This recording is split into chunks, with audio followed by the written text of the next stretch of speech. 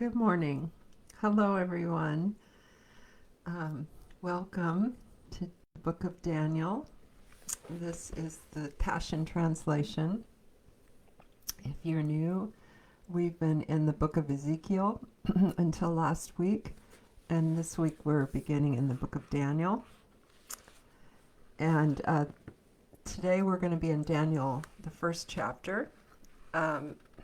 Yesterday, if you were on with us, we were reading through the introduction of the book, which was all about Daniel, the purpose of the book, who they thought might have written it, when it was written, who the audience is. The book of Daniel is timeless, actually. And then the four major themes, which are the faithfulness in a hostile, being faithful in a hostile culture, God's sovereignty, how he preserves his people, and how this book is apocalyptic in nature. And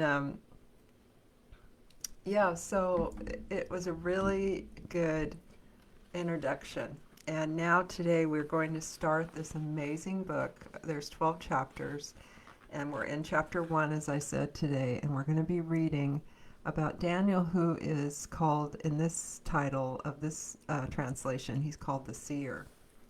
And there's 30 times that the word vision is used in the book of Daniel. And he's used to, the Lord gives him visions, and the Lord gives Daniel translations of dreams. And he's just a man of tremendous favor. We'll see that here in chapter 1. And he's a man of wisdom. I would say he's, one of the most obedient characters that we see in the Bible. And I think there's a really direct correlation between him being obedient and him enjoying the favor of God. I know that's what I've experienced in my life.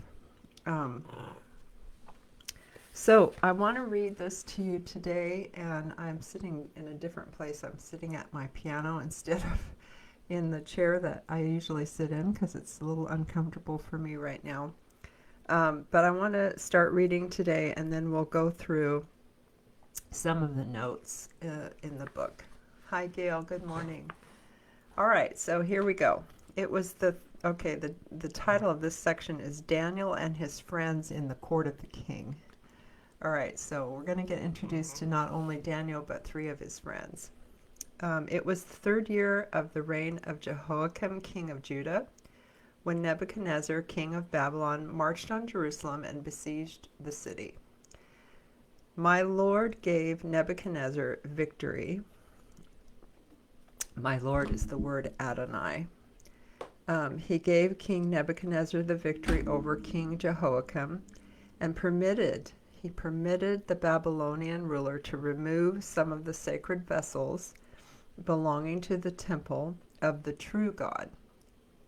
So I like that they're showing the sovereignty of God, and he's trying to let us know that he's still in control, and he's permitting these things. He's the one that sees them and knows all about them. We think everything's going crazy and out of control even in our day, but God sees it. He's completely in control, and he's completely sovereign. Nebuchadnezzar carried them away to the land of Babylon and placed the sacred vessels into the temple treasury of his own gods. So he's mixing up these holy things with his gods. Later, we're on page 230. Later, the king ordered Ashpenaz, his chief officer, which is actually another way of saying his eunuch, to select a certain number of youths from royal or noble families of the Israelites who would be suitable for service in the king's palace. They were to be handsome young men, without defect, well versed in every branch of wisdom. They were to be intelligent, discerning, and qualified for royal service. Ashpenaz was instructed to teach them the culture, the literature, and the language of the Babylonians. The king provided them a daily allowance of the best food and wine from the king's temple. For 3 years, they were to receive a thorough education, after which they would enter the king's service. And among these men they were of Judah, these were the men that were there. They were Daniel, Hananiah, Mishael, and Azariah.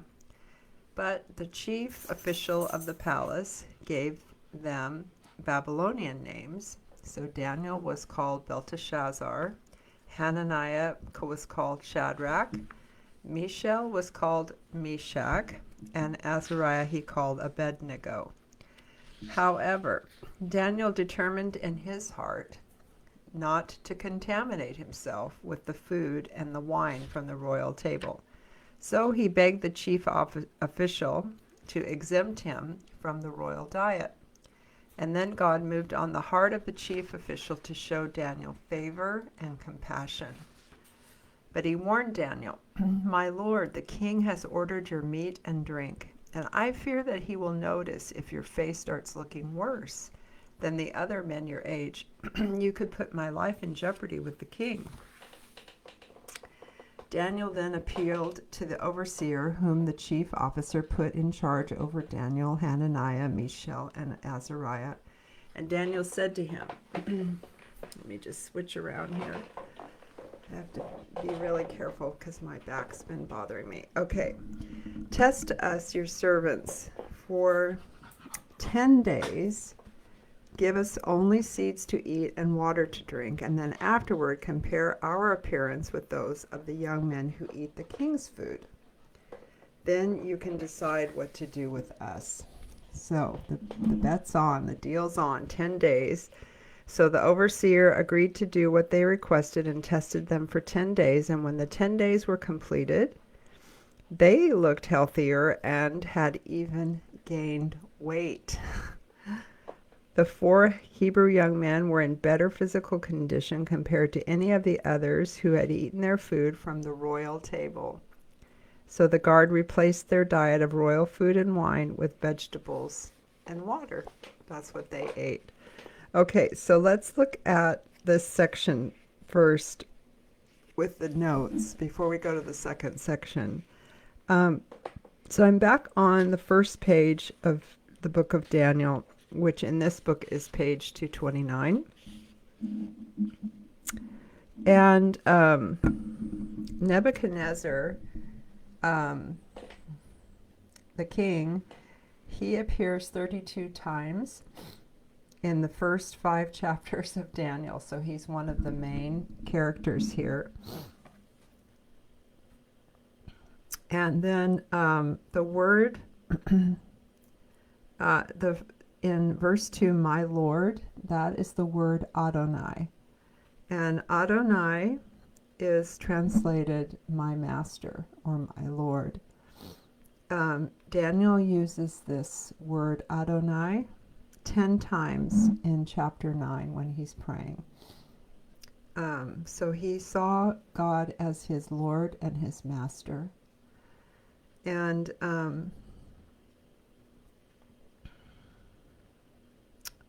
in verse 2, it says Adonai gave Nebuchadnezzar victory over King Jehoiakim. And in the notes it says,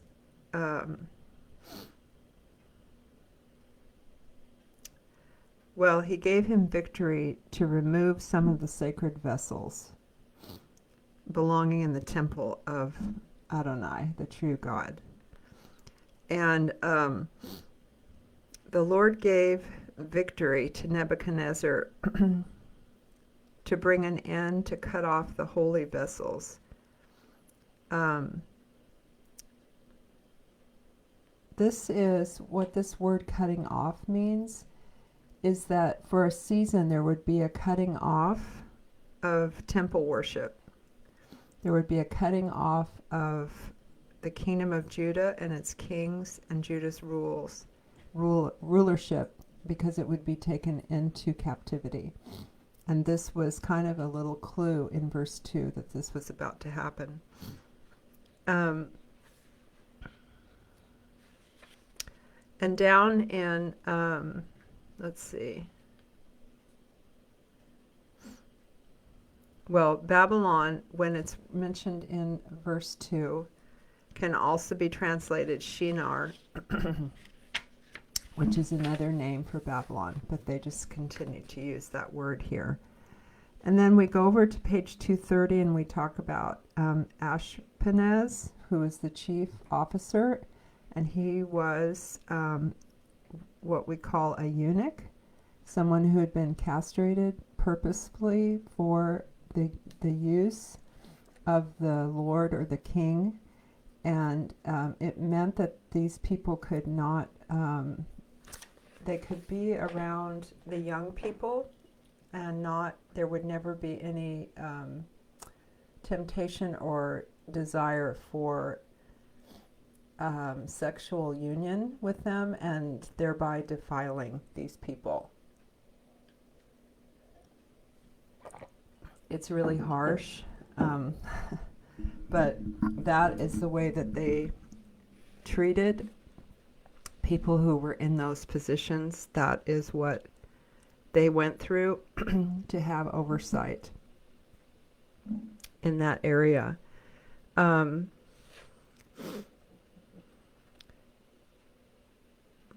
It could also mean here that it could mean that nothing was altered in their body to be called a eunuch. It could be that a eunuch was just a person who the king trusted. And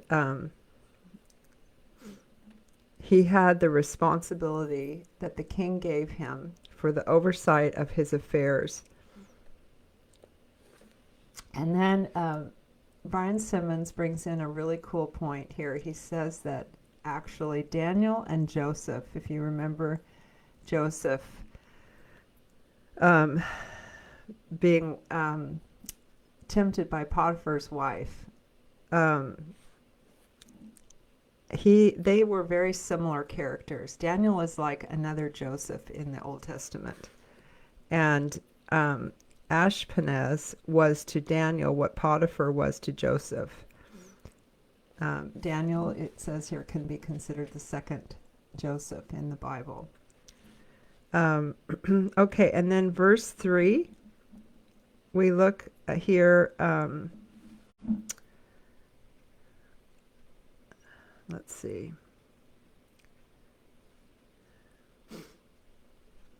Well, I'll just read verse 3 to you. Later the king ordered Ashpenaz, his chief officer, to select a certain number of youths from royal or noble families. They all came from royal families or noble families of the Israelites, who would be suitable for service in the king's palace. They were to be handsome young men without defect, well versed in every branch of wisdom, intelligent, discerning, and qualified for royal service. Ashpenaz was instructed to teach them the culture, the literature, and the language of the Babylonians. So these young men were all past adolescence, it says here in the notes. They believe that Daniel was a young teenager when he was chosen and taken into Babylonian captivity. And they didn't have any moral defilement. They had not lost their virginity. They were stellar in their looks and their intelligence, everything about them. And then they had to have the ability or the self-control to stand in the king's palace. It was a big honor, and they were chosen for who they already were showing who they were in their character. So then we find out their names, and I'll just give you those translations. The meaning of the Hebrew names are, Daniel's name means God is my judge. Yahweh or Yah has been gracious to me is Hananiah. Who is like God, or his mother asks God for help, is Mishael. And Yah has helped me is the name Azariah. these young men are all descendants of King Hezekiah, by the way. And it's interesting to note that there's a possible meaning of the translated word Belteshazzar that they gave to Daniel. That meaning means guard his life. And a possible meaning of Shadrach is I am very fearful of God. Meshach could possibly mean I am of little account, or I am just the shadow of the prince. And Abednego is the servant of the Shining One, which we were reading about in Ezekiel. So beautiful. All right, so then we come to this whole dietary choice and issue with Daniel, which is really fascinating. And what it says in the notes was he chose to estrange himself from the king's diet. They ate heavily, and that's the difference between what Daniel was asking for. He just wanted to eat lightly, like with just vegetables and water. He didn't want all the wine, so he could be present in his mind. He didn't want all the caloric intake and the fat and everything else that comes along with the meats and the whatever all they were baking and cooking, all the different meals that they were used to having. And I think it's amazing that he said he begged the chief official to not allow him to be contaminated by this food. And I think that his heart was in the right place. He really wanted to keep himself clean and in order on the inside so that he could serve the Lord. And for him, that meant not to partake in all these various foods and things that he considered to be ritually unclean. And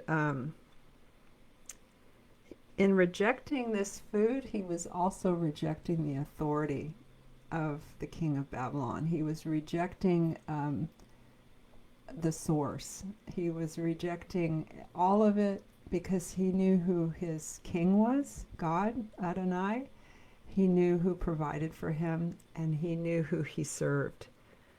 So he was rejecting the identity of the name, and he had an allegiance, a strong allegiance to the King of Glory, and he was in refusing all of this food.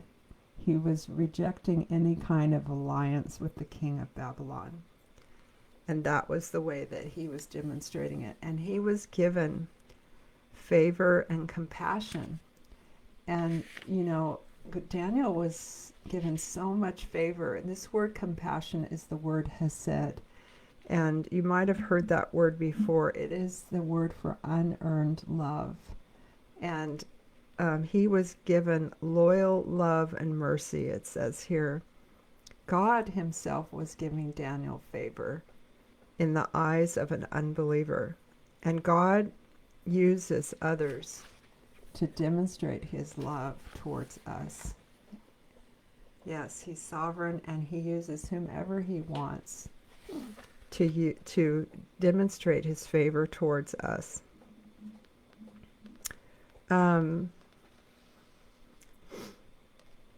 All right, and so the food that he ate was all food from seed. That's the word here. And he, that means that anything that was produced by seed. It's funny that I've been planting seeds this last week. I planted all sorts of beans and all sorts of beets. And I have new soil in my beds, and usually I plant starter plants, but I went with the seeds this time, and I planted flower seeds. Usually I plant flowers that are already growing, and now I have seeds that are germinating in the kitchen to make what's it called? when you grow for your salads, when you pour the water on the seeds and they grow. I can't think of the word right now. And I also saved a bunch of pits from peaches that were given to me by my friend from their garden. And I was thinking how I would like to see if I can learn how to start the pits. I think there's a seed actually in it. I have to crack it open and see if I can grow a peach tree. There's something about growing your own food that's so satisfying. And it's so healthy. All right. Now we're going to go over to the second section of chapter 1. It says, 4 exceptional young men. God imparted insight and skill in every aspect of literature and science to the 4 Hebrew men. Daniel also had the unique gift of interpreting every kind of supernatural vision and dream. And this word vision is the word hazon, and it is used 30 times in the book of Daniel. I'm on page 233. Good morning, Jeannie. At the end of the period that the king had assigned for their training, the chief of the palace servants brought them to Nebuchadnezzar's court. And the king interviewed them all, and among all the young men he found none to equal Daniel, Hananiah, Mishael, and Azariah. So the king chose them to serve as his advisors. So they really stood out, these 4 men. You know, we really need our tribe. We need each other, and we need to come together in the favor of God and in being obedient like these men were. So they got chosen. They got picked out of all the others that came from royalty. And so the king chose them, it says, to serve as his advisors. And when the king questioned them on any point of wisdom or understanding, he found them to be 10 times superior to all the magicians and enchanters in his entire kingdom. And Daniel continued there in Babylon as a royal advisor until the time Cyrus became king. So they far outdid the other guys who were not lined up with God. The magicians, the enchanters, they call them. And these are, the Hebrew word is ashaf, and can be understood as someone who has a mystical power to deflect from another person any harmful events that may have been revealed to him in a dream. They can be called astrologers or conjurers in any way that's not from God.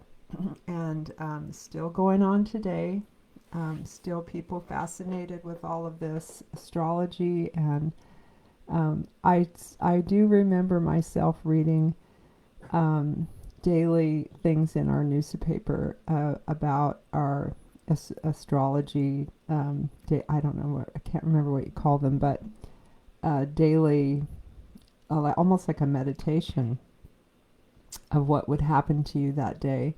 And we did it not knowing that it was like a defilement, like what Daniel was saying here in this first chapter, that we just thought it was something fun to do, like if you read a fortune cookie at a Chinese restaurant.